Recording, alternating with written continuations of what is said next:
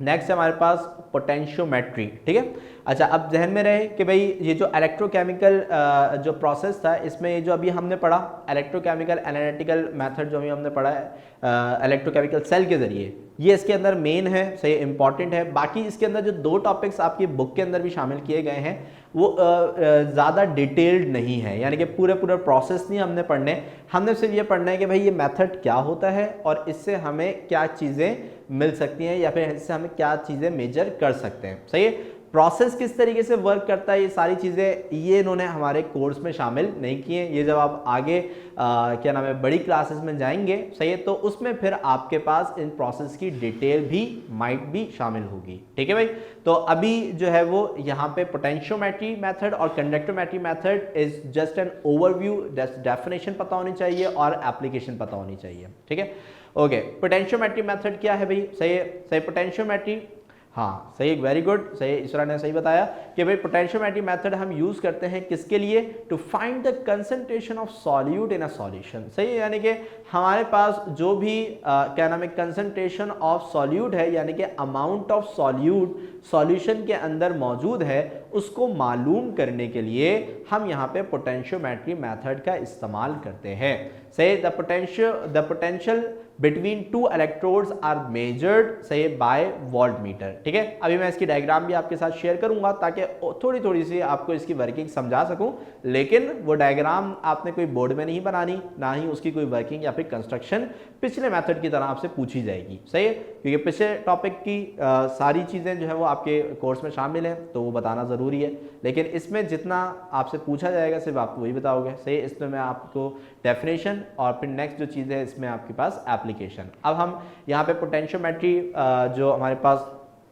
Process है, ठीक है, ये हम यूज़ करते हैं किसके लिए भाई, सही, ये हम यूज़ करते हैं analysis of pollutant in water, सही, यानी कि भाई पानी के अंदर अगर कोई भी पॉल्यूटेंट मौजूद है, सही है, तो उसको डिटरमाइन करने के लिए, सही है, उसकी कंसंट्रेशन मालूम करने के लिए हम ये मेथड यूज़ करते हैं। फार्मास्यूटिकल इंडस्ट्रीज इसको यूज़ करती हैं, सही है, इसके अलावा ड्रग्स, सही है, यानी कि जो दवाइयाँ बनाने वाली जो कंपनीज होती हैं वो यूज़ करती हैं। क्वालिटी कंट्रोल इन फूड इंडस्ट्री, सही, यानी कि जो फूड इंडस्ट्री होती है, जैसे कि क्या नाम है, आप बाज़ार में बहुत सारी चीज़ें, सही, यानी कि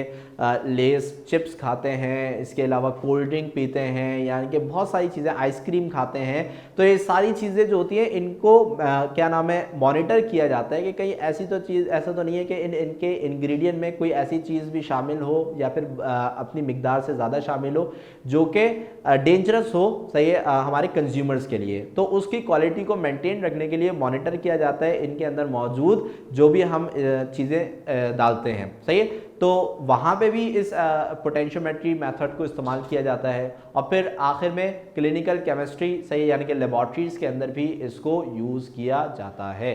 अच्छा भाई, हसन का सवाल आया बिल्कुल आउट ऑफ वे, सही है। हसन, मुझे भी रिजल्ट कब आ रहा है, रिजल्ट अभी कोई अनाउंसमेंट ऑफिशियल नहीं है, सही है, लेकिन एक्सपेक्टेडली जो है क्या नाम है इस मंथ के एंड में एक्सपेक्ट किया जा रहा है, 15 के बाद माइट भी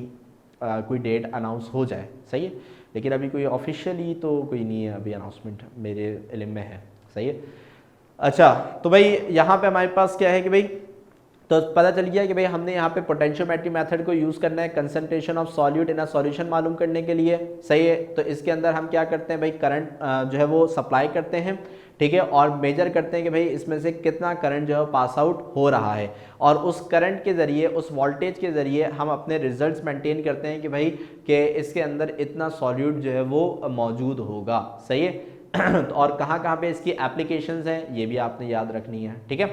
अच्छा, अब थोड़ा सा एक ओवरव्यू देने के लिए, सही है, मैंने आपके साथ एक पिक्चर शेयर करी है, सही है, ताकि आपको इसकी वर्किंग थोड़ी सी पता चल जाए, ठीक है ना। तो ये एक आइडिया है कि भाई जो चीज़ हमने पढ़ी है वो होती कैसे है हमें तो पता चले, ठीक है। तो भाई सिंपल है, सही, जैसे कि अभी आपने इलेक्ट्रोकेमिकल प्रोसेस पढ़ा था, सही, बिल्कुल सेम उसी तरीके से यहाँ पे हमारे पास क्या है कि भाई यहाँ पे हमारे पास 2 इलेक्ट्रोड्स हम यहाँ पे यूज़ करते हैं, सही, और उन दोनों इलेक्ट्रोड्स के दरमियान हम वोल्टेज यानी कि करंट को जो है वो यहाँ पे पास आउट करवाते हैं, सही, और पास आउट करवा के हम ये चेक करते हैं कि भाई यहाँ पे हमारे पास जो क्या नाम है वोल्टेज है, सही है, वो इनके दरमियान में कितना जनरेट हो रहा है। सही है, अब यहाँ पे एनालाइज सॉल्यूशन यानी कि जिसको भी हमने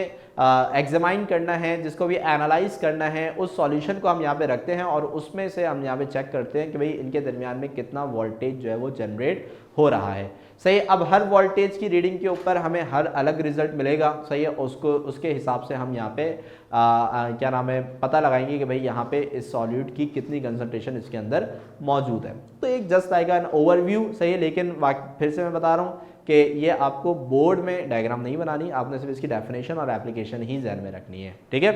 क्लियर हो गई बात यहाँ पे पोटेंशियोमेट्री के हवाले से। मैं स्लाइड एक दफ़ा फिर से शेयर कर लेता हूँ आपके साथ। ठीक है, तो इसमें कोई भी क्वेश्चन